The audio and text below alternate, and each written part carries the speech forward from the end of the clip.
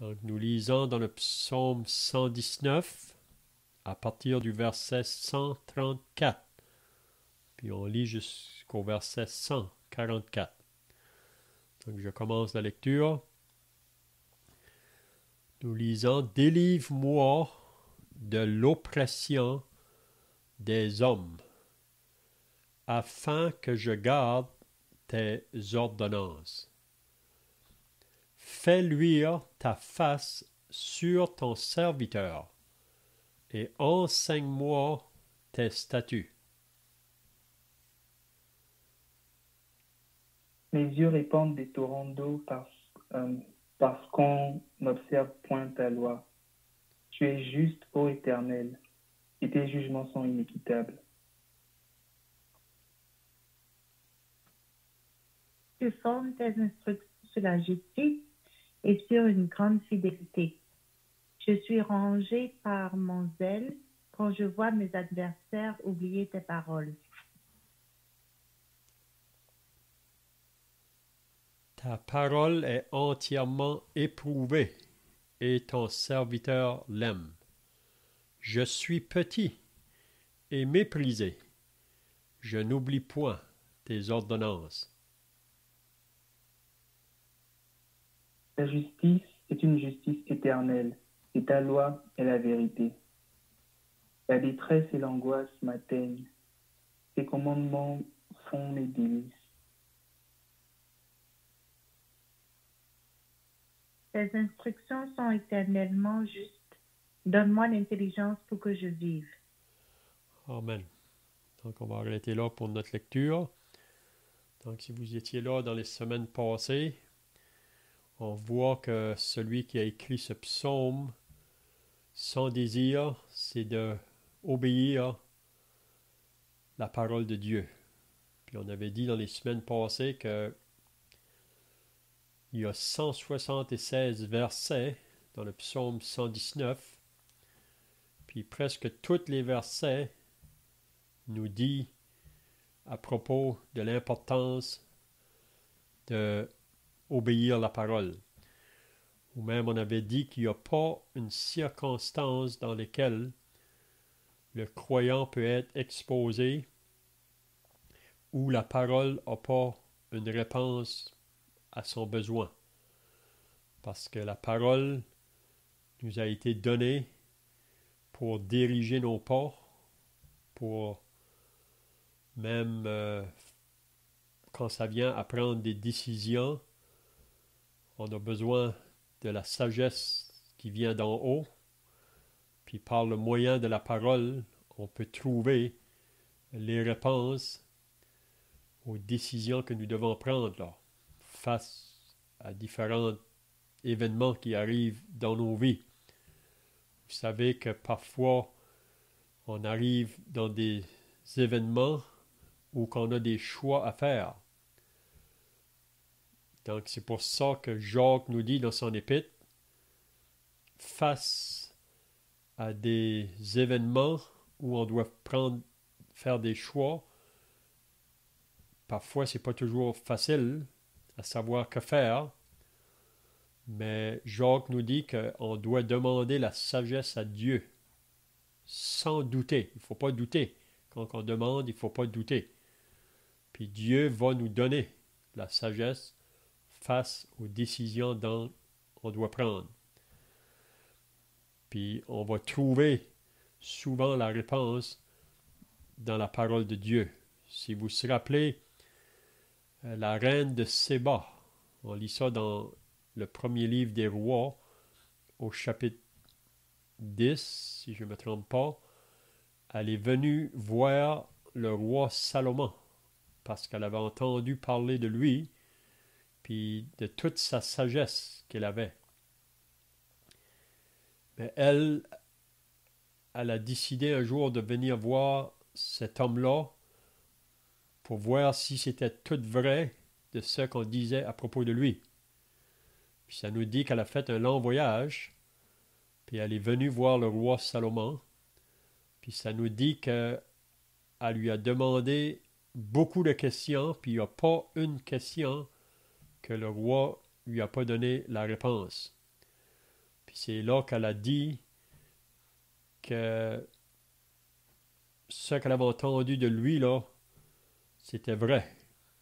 Et puis même, ça y allait même plus loin que ce qu'elle avait entendu. Elle avait vu réellement de ses yeux la sagesse de cet homme-là. Mais vous savez que Jésus, on lit dans le Nouveau Testament, qu'il était plus que Salomon. Parce que Jésus, c'est la sagesse même. Si vous lisez Proverbe au chapitre 8, il nous représente Jésus comme la sagesse même. Donc, lui qui est la parole, donc il n'y a pas une question qu'on se pose que nous ne pouvons pas la trouver dans la parole de Dieu. Parfois, il faut chercher, il faut mettre un effort, mais tout ce que nous avons besoin de savoir en ce qui concerne notre vie ici-bas, nous avons les réponses dans la parole de Dieu. Donc, c'est pour ça que le psalmiste, dans le psaume 119, il met beaucoup d'importance à mettre la parole de Dieu en premier dans sa vie, avant toute autre chose.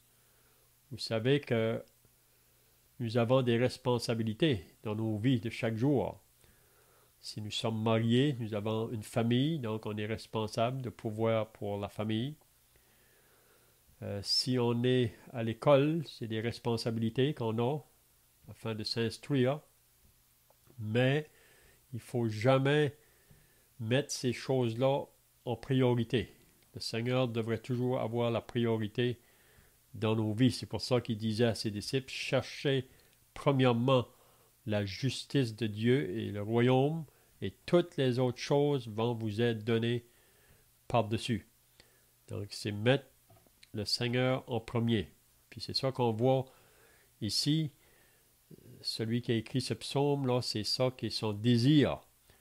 Mais comme qu'on a dit dans les semaines passées, vous allez remarquer qu'il y a toujours quelqu'un qui va venir pour s'opposer à ça, ou qui va vouloir nous détourner de ce désir-là que nous avons. Hein? Donc on voit ça tout au long vraiment du psaume 119, et ceux qui veulent le détourner de se donner pleinement à la parole de Dieu. Donc c'est ça qu'on voit encore ce soir, là, à partir du verset 134. Qu'est-ce qu'il dit là? « Délivre-moi de l'oppression des hommes, afin que je garde tes ordonnances. » Donc, qu'est-ce qu'il veut dire ici quand il dit « Délivre-moi de l'oppression des hommes » ? Est-ce que quelqu'un aurait des pensées là? De qu'est-ce que le psalmiste veut dire par ces paroles-là?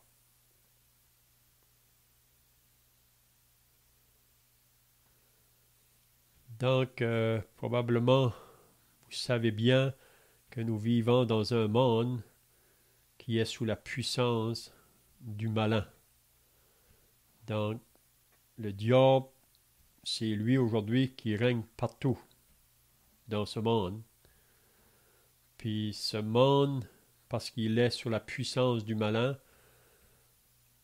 a pris un chemin qui est contrairement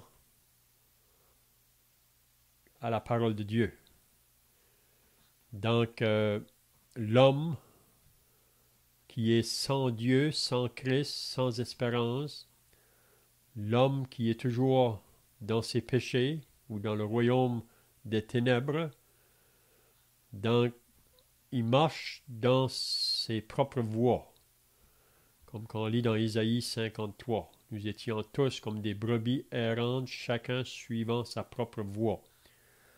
Donc l'homme qui marche dans sa propre voie, donc il essaye toujours dans son chemin de satisfaire son besoin intérieur, parce qu'il y a un vide dans le cœur de l'homme, puis l'homme essaye de trouver ce qui pourrait satisfaire ce vide-là.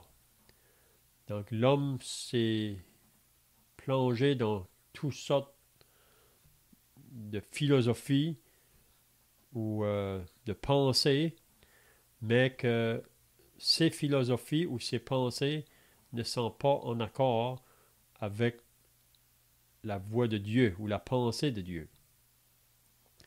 Donc l'homme, plus qu'il essaye de vivre sa vie en dehors de la volonté de Dieu, plus qu'on pourrait dire que son vide intérieur s'agrandit. Hein? Donc l'homme essaye par toutes sortes de moyens pour combler ce vide, mais il va de plus en plus loin de Dieu. Donc, ce monde est organisé aujourd'hui, puis qu'est-ce que ça fait, ça? Ça apporte beaucoup d'oppression.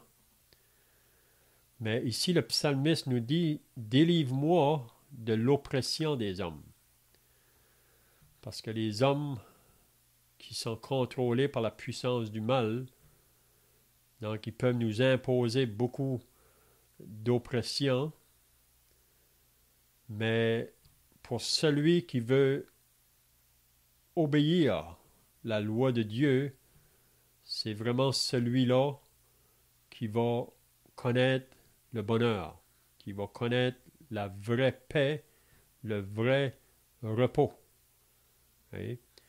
Donc, les hommes sont toujours là pour nous proposer ou faire des promesses comme quoi qu'ils ont la solution ou comme quoi qu'ils peuvent satisfaire ce vide intérieur que chaque être humain possède. Puis on sait que la raison que ce vide-là est installé, c'est le péché vraiment, qui a fait que l'homme a pris sa propre voie. Mais celui qui veut mettre en pratique ou en premier la loi de Dieu, c'est celui-là vraiment qui découvre le vrai bonheur. Donc c'est ça qu'on voit dans le psaume 1er. Vous vous rappelez, le psaume 1er. Heureux l'homme qui ne marche pas selon le conseil des méchants, qui ne s'arrête pas sur la voie des pécheurs et qui ne s'assit pas en compagnie des moqueurs, mais qui trouve son plaisir dans la loi de l'Éternel et qui la médite jour et nuit. Il est semblable à un arbre planté près d'un courant d'eau et dont le feuillage ne se flétrit point. Tout ce qu'il fait, lui, réussit. Il n'en est pas ainsi des méchants. Ils sont comme la paille que le vent dissipe. Donc, le vrai bonheur, vraiment, c'est en Christ. C'est de se tourner vers Dieu, parce que Dieu, c'est notre Créateur, c'est lui qui nous a fait, puis il sait ce qui est bon pour nous. Oui?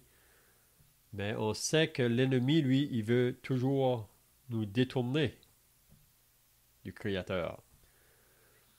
Mais celui qui a saisi cette vérité-là, puis qui s'est repenti vraiment de sa voie de péché ou sa voie d'éloignement de Dieu, puis qui s'est mis en accord avec la pensée de Dieu, puis qui s'est tourné vers le Seigneur Jésus pour croire en lui, pour le recevoir comme Sauveur et Seigneur, c'est celui-là vraiment qui va se réjouir, hein, qui va trouver sa joie dans les choses de Dieu.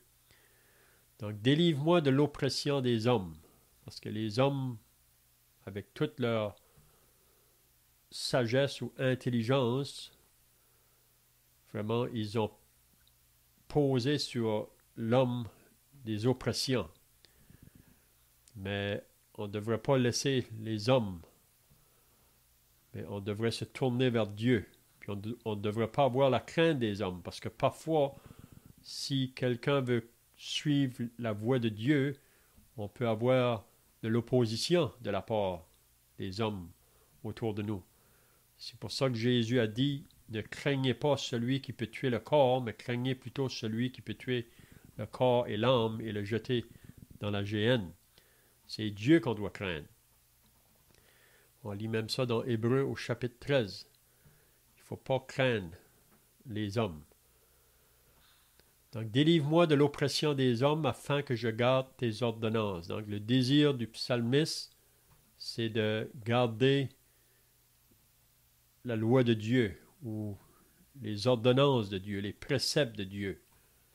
Et c'est ça qu'il veut suivre avant toute chose. Donc, il ne va pas faire aucun compromis. Donc, le verset 135, « Fais luire ta face sur ton serviteur et enseigne-moi tes statuts. »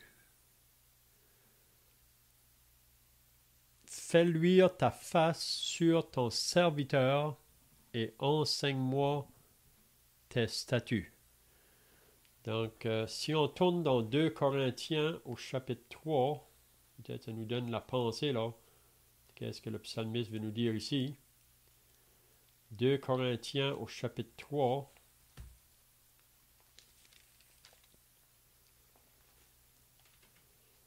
Et à partir du verset 14, peut-être qu'on peut lire. 2 Corinthiens 3, 14.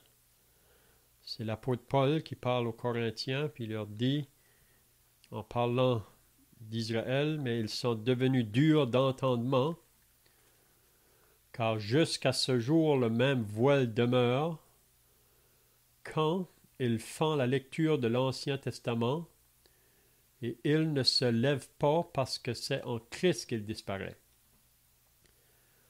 Jusqu'à ce jour, quand on lit Moïse, un voile est jeté sur leur cœur. C'est-à-dire qu'ils ne comprennent pas vraiment. Mais lorsque les cœurs se convertissent au Seigneur, le voile est ôté. Or, le Seigneur, c'est l'Esprit. Et là où est l'Esprit du Seigneur, là est la liberté. Donc, la vraie liberté, c'est là où est l'Esprit du Seigneur.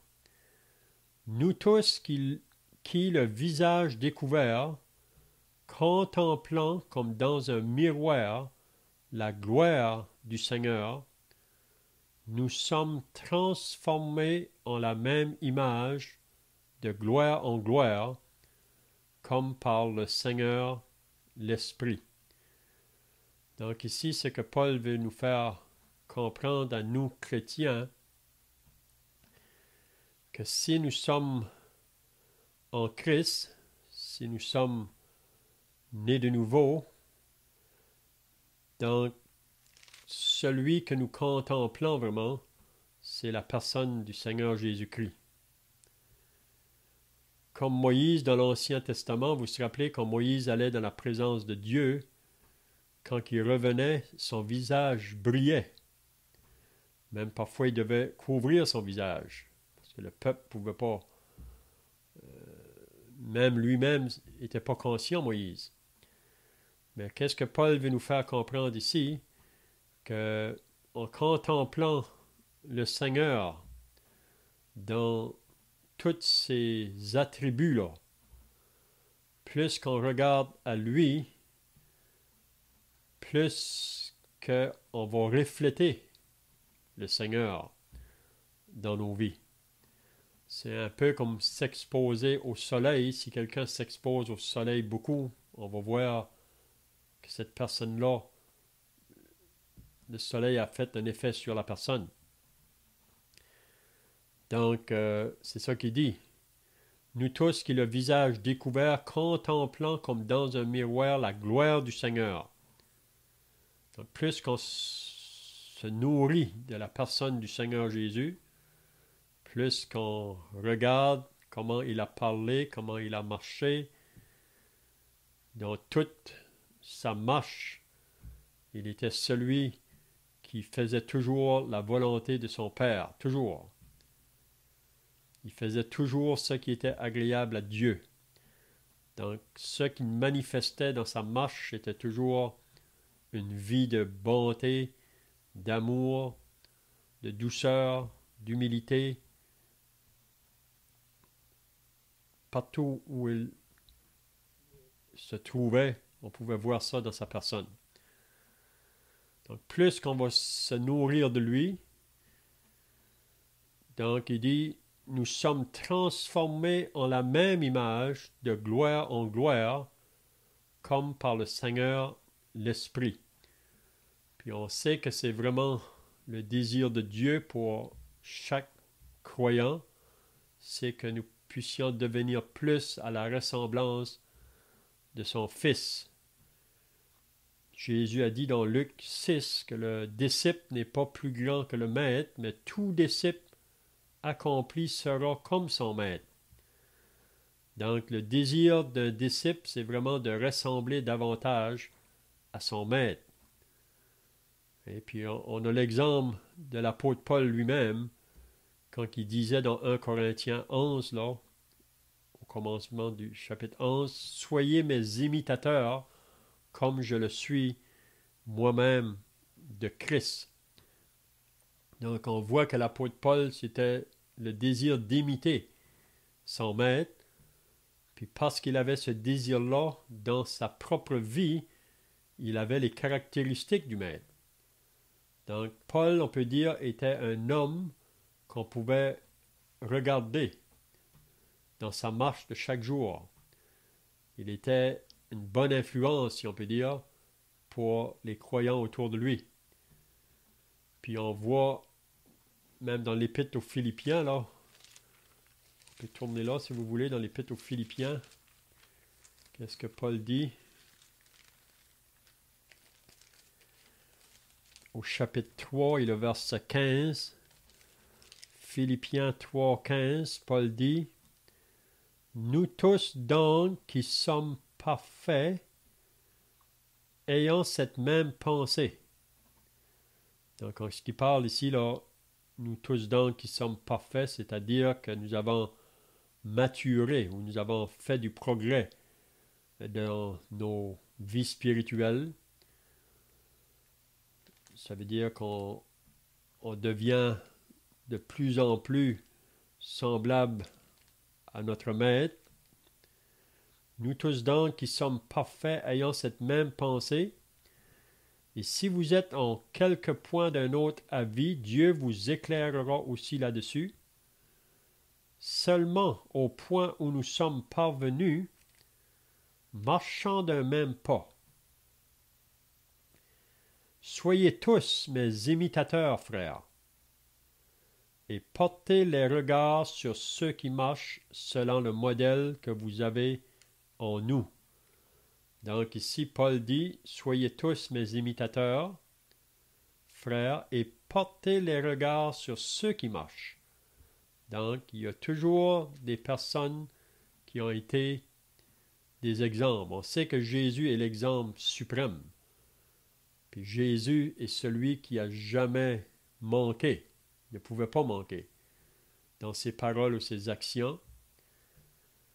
Mais on voit ici que l'apôtre Paul, parce que ses yeux étaient tellement fixés sur la personne du Christ, que lui-même pouvait être un exemple pour les autres. Ce n'est pas que Paul avait atteint la perfection. On ne peut pas atteindre la perfection ici-bas, mais on devrait viser cet objectif d'atteindre de plus en plus les caractéristiques de notre Maître.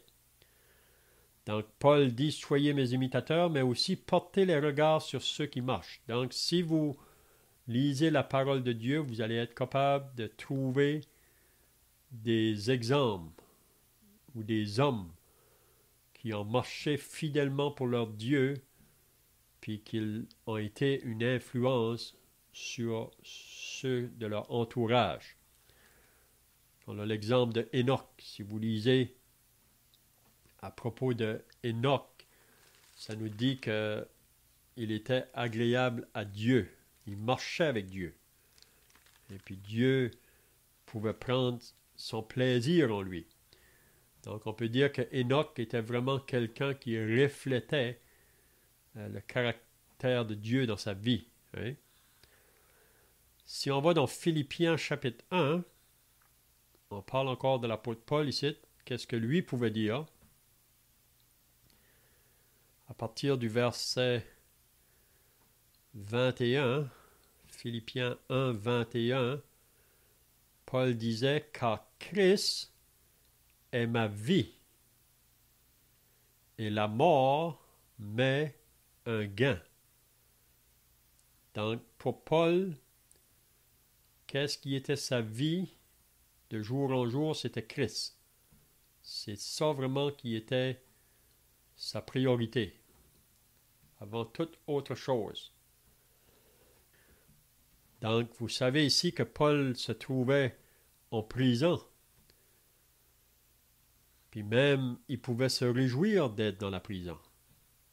Puis il nous dit la raison pourquoi, là. Si on lirait à partir du verset 12, c'est parce que dans la prison, c'est pas qu'il était dans une condition facile, probablement qu'il était enchaîné avec des chaînes, avec des soldats qui étaient à côté de lui pour veiller sur lui, le garder. Mais dans la prison, Paul, qu'est-ce qui importait pour lui, c'est que l'Évangile pouvait faire du progrès. Puis il prenait toutes les occasions pour parler de son Sauveur, même aux personnes qui étaient en prison. On peut s'imaginer que quand le gardien était à côté de lui, le soldat, si Paul avait à parler avec lui, probablement qu'il lui a communiqué le message de l'Évangile, puis il pouvait dire c'était la raison pourquoi il était en prison. Okay? C'est pas parce qu'il a commis un crime dans la société. Paul est en prison à cause du message de l'Évangile. Donc, il était tellement épris de la personne du Seigneur Jésus qu'il pouvait dire « Christ est ma vie ». Donc, c'est ça qui, comment je dirais, le motivait jour après jour. Vous savez, ça ne prend pas longtemps quand on est avec quelqu'un, là. Peut-être si vous arrivez au travail, puis une nouvelle personne a été employée, là. C'est pas longtemps là, quand vous allez avoir contact avec la personne, puis après que vous allez parler un peu avec la personne, que vous allez voir vraiment qu'est-ce qui occupe la vie de cette personne-là. Parce que souvent, on occupe notre vie, c'est ça qu'on parle souvent, avec les choses que notre vie est occupée avec. Hein? Mais pour Paul, lui, si on était pour rencontrer cet homme-là, il pouvait dire « Christ est ma vie. Et la mort m'est un gain. » C'est-à-dire, si je dois mourir pour la cause de Christ, je vais avoir encore plus de lui, parce qu'il va aller dans sa présence. Donc il disait ensuite, « Mais s'il est utile pour mon œuvre que je vive dans la chair, je ne saurais dire ce que je dois préférer. » Paul accepte la volonté de Dieu. Okay? Si je dois encore rester avec vous, avec le peuple de Dieu, il accepte la volonté de Dieu. Mais il dit, « Je suis pressé des deux côtés. J'ai le désir de m'en aller et d'être avec Christ, ce qui de beaucoup est le meilleur. » Donc pour Paul, pour lui, de mourir, c'était un gain parce qu'il s'en allait dans la présence du Christ. Il allait être dans le ciel avec le Seigneur. Mais si le Seigneur le laisse sur la terre, c'est parce qu'il veut encore l'utiliser pour qu'il soit une bénédiction pour le peuple de Dieu. Ce qui dit, mais à cause de vous, il est plus nécessaire que je demeure dans la chair. Donc, Paul reconnaissait que le Seigneur veut le laisser là pour l'avancement du peuple de Dieu. Mais qu'est-ce que je veux souligner ici, c'est que Paul pouvait dire « Christ est ma vie et la mort m'est un gain ». Donc on pourrait dire, c'est un peu comme qu'on voit dans le psaume, le verset 135, « Fais luire ta face sur ton serviteur et enseigne-moi tes statuts. Donc, il veut apprendre davantage la pensée de Dieu, ou les désirs de Dieu, ou les voies de Dieu. C'est ça le désir de son cœur. Mais plus qu'on est en contact, comme j'ai dit tout à l'heure, avec la parole, avec Dieu, sans qu'on va le réaliser, ça va refléter sur notre vie. Même les gens autour vont s'en apercevoir. Hein? C'est pour ça que Jésus disait dans Matthieu 5, « Vous êtes la lumière du monde. » Donc, on est une lumière pour éclairer ceux qui sont toujours dans les ténèbres. Donc, si je suis dans mon foyer, je suis chrétien, donc je dois être une lumière qui éclaire dans mon foyer. Parce que vous savez, dans un foyer, il peut y avoir 5 personnes, 2 sont sauvées, les autres ne sont pas sauvés.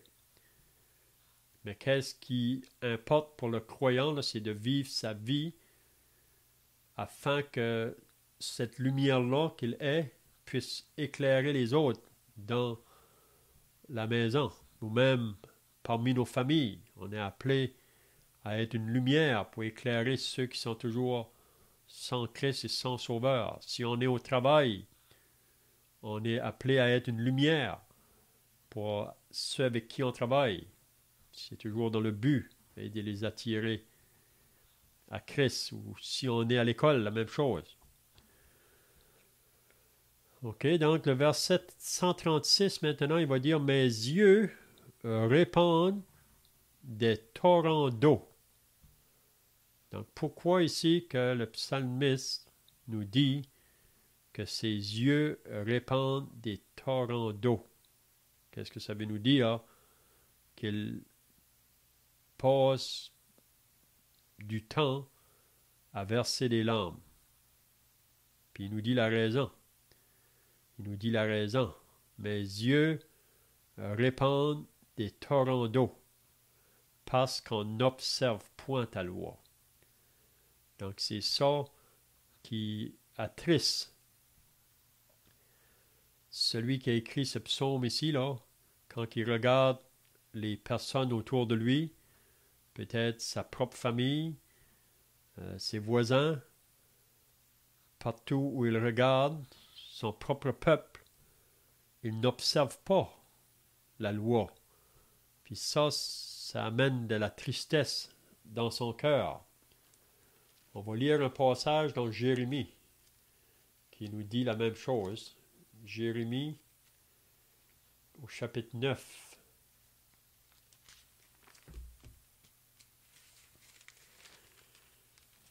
Jérémie au chapitre 9. Qu'est-ce qu'on lit au verset 1? « Oh, si ma tête était remplie d'eau,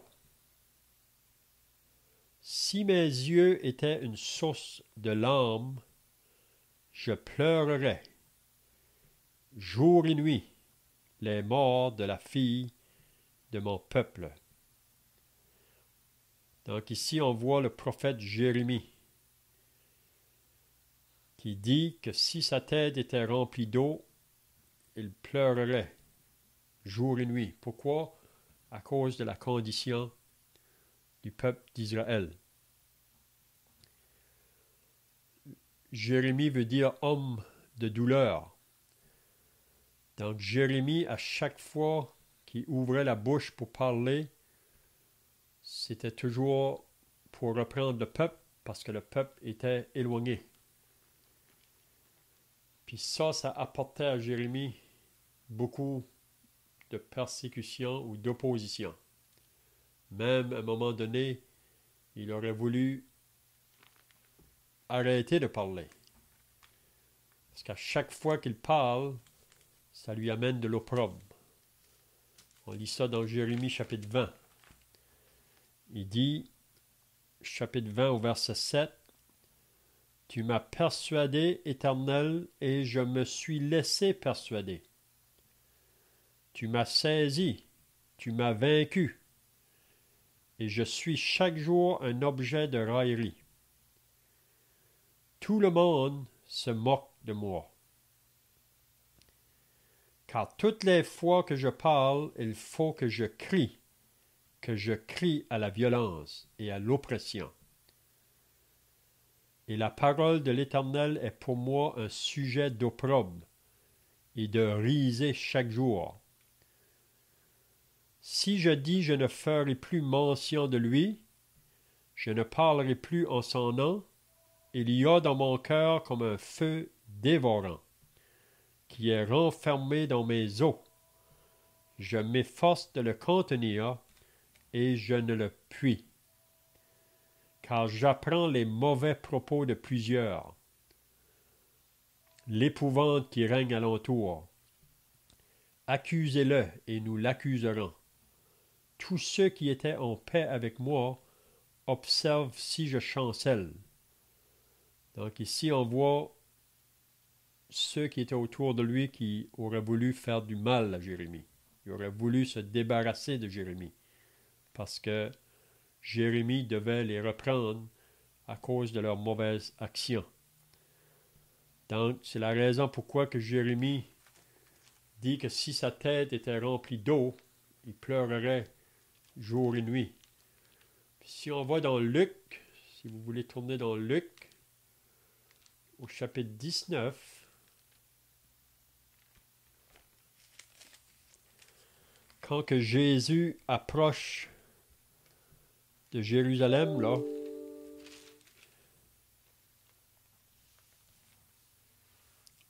à partir du verset 41, Luc 19 et le verset 41, en parlant de Jésus, comme il approchait de la ville, Jésus, en la voyant, pleura sur elle et dit,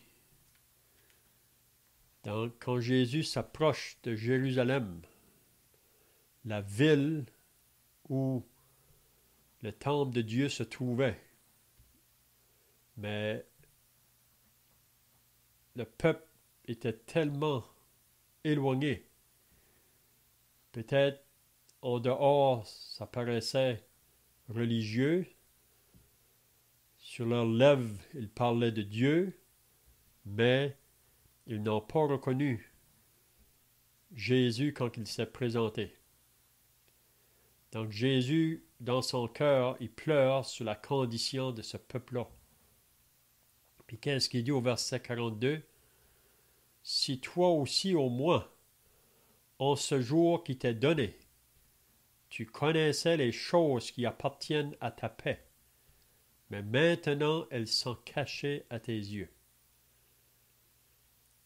Donc, là, il annonce un jugement qui va venir frapper Jérusalem, parce qu'ils ne reconnaissent pas leur Messie, leur Sauveur.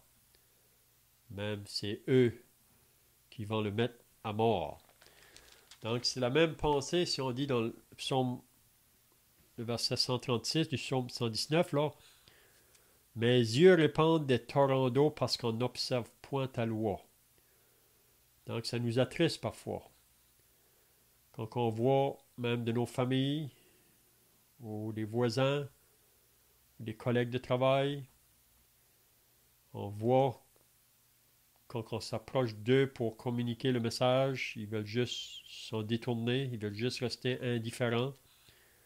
On peut penser à Noé, dans sa génération, quand il parlait à sa génération là, concernant le jugement qui allait venir, les gens ne faisaient aucun cas de lui, même ils se moquaient probablement de Noé.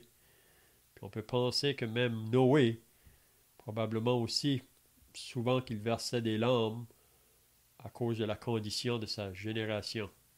Mais on n'a pas répondu à l'appel de Noé. Donc je vois que le temps est passé. Donc peut-être qu'on pourra reprendre la semaine prochaine à partir du verset 137, là. Puis vous allez remarquer, si vous lisez le psaume 119 tout au long, son désir, c'est de être dans la volonté de Dieu. Parce qu'il reconnaît que Dieu est vrai, que Dieu est juste, que tous ses jugements sont faits selon sa justice. Puis il fait rien de mal. Hein? Donc c'est ça qu'on verra là dans la semaine prochaine, si Dieu le veut. Donc on va terminer par la prière, puis on peut chanter un cantique si vous voulez, pour terminer. Donc on va prier. Notre Dieu et notre Père, nous voulons maintenant te remercier et te rendre grâce pour ta parole que nous venons de lire, et nous réalisons que ta parole est une lampe à nos pieds, une lumière sur notre sentier. Et on aimerait, Seigneur, comme ce psalmiste, avoir ce même désir de vouloir lire ta parole et de la comprendre et de vouloir l'obéir dans nos vies de chaque jour. Et on sait que c'est ça qui va nous apporter la bénédiction qui vient de toi. Même si autour de nous, nous rencontrerons de ceux qui vont s'opposer ou qui vont vouloir nous détourner, aide-nous à rester fidèles jusqu'à la fin. Donc nous remettons cette lecture entre tes mains au nom du Seigneur Jésus. Amen.